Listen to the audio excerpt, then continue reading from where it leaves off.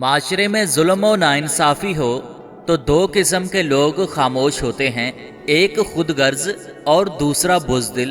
اب آپ سوچو کہ آپ کون سے ہو؟ مرد کو ہمیشہ بچے اپنے اور بیوی دوسروں کی ہی پیاری لگتی ہے۔ ہمیں غلط بتایا گیا ہے کہ پہاڑ، سمندر، درخت اور کہکشاں وغیرہ پیارے ہیں، جبکہ دنیا میں سب سے خوبصورت چیز عورت ہے۔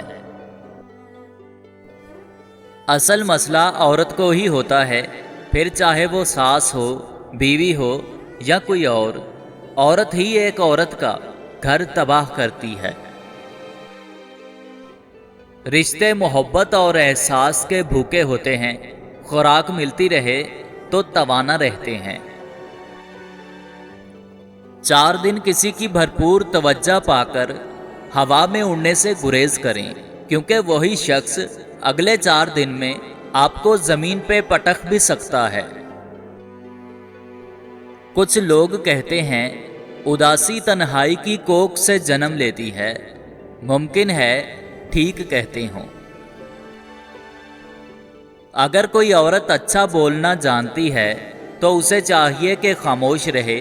اچھا بولنے والی عورت پر ہزاروں عاشق جنم لیتے ہیں۔ ہمارے ہاں بہن کا بھائی سے محبت کا ثبوت یہ ہے کہ وہ اپنے وراثتی حصے سے دستبردار ہو جائے۔ یا اللہ، تو رات کو جس طرح دن میں بدلتا ہے، اسی طرح ہماری پریشانیوں کو آسانی میں بدل دے۔ آمین ثم آمین۔